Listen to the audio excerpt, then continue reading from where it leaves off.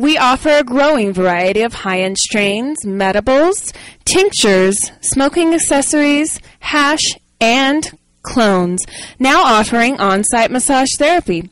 Our friendly, knowledgeable, and compassionate staff will address each individual patient's needs, finding just the right meds for your condition.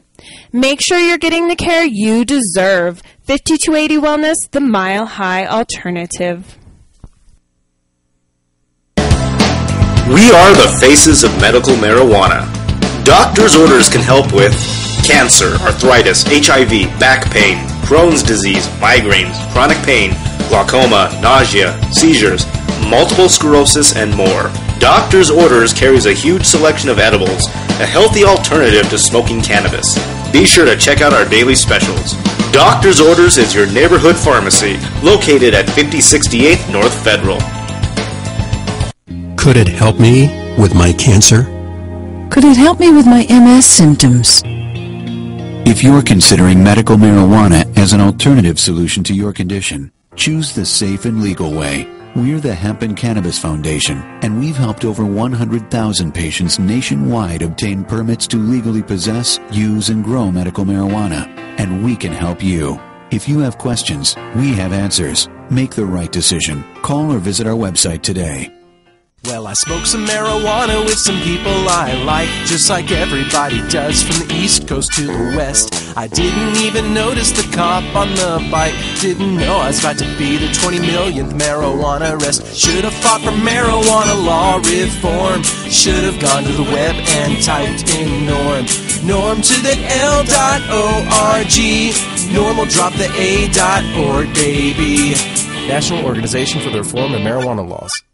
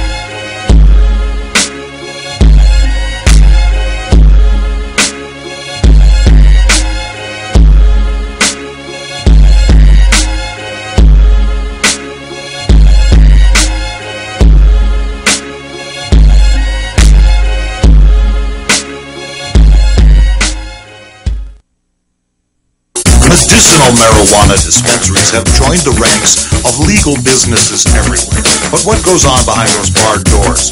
What services are really offered? And what makes each dispensary different and unique? Join us as we present an up-close and personal informational tour in today's Dispensary Open House. Oh, and we're back. Hello. Off guard, sorry. Right. Well, we are here with Seth from 5280 Wellness. We run your commercial, so we thought we would tell people a little bit about that commercial we're running. So thank you for coming to the show. Thanks for having me. Absolutely. A little last minute, but what are you going to do? We can do it. So, are you the owner? Yes, I'm a co-owner, actually. My partner and I own it 50-50. Yeah? Yeah, and we're basically central Denver. We've been officially open for about 7 weeks yesterday, and that's when we got our zoning approved, finally, which we ran into some difficulties gaining that retail zoning, which is fine with us, you know. We just ended up, you know, obtaining our property in November, but not being able to operate until 7 weeks ago, right? Which was fine. But now, did you have to get a medical marijuana license to distribute the medicine, like a tax license form? Yes. Marijuana specifically? Yeah, absolutely. Yeah, we're in Denver. Right. And so we had to get the retail tax filled out, and then we also went ahead and filed for our state taxes as well.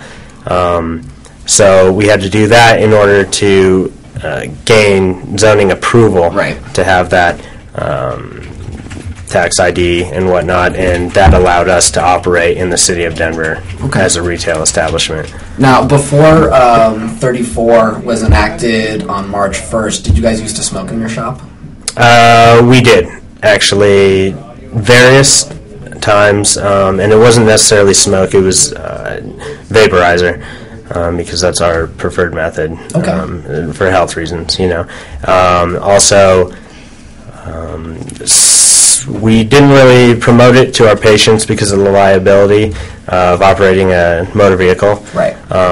But, if it was a dire need, then we would facilitate that need, accordingly. So, rock on. Absolutely. Yeah. Are you just typing away over there? Yeah, we have a couple questions here about becoming a caregiver. First is how to become a caregiver if you don't have a medical marijuana card, and the second one is how to become a caregiver if you're already a patient, which you just really need to find another patient that wants to sign you over as their caregiver. Yeah, exactly. Actually, I think whoever asked the question, if you don't have a medical marijuana license, how do you become a caregiver? You get a medical marijuana license by becoming a caregiver. Mm-hmm. You basically have a patient who finds you, or you find that patient, and you just sign that change of caregiver form, mail that in, and then your patient and yourself will receive that state license. It should be modified on the registry when they get to it. Yeah. Yep, and if you're trying to become a caregiver or whatever, you can always just find different medical marijuana forums and post there and try and offer your patients a good deal, especially if you're just getting started out. Maybe don't charge them full price for an ounce.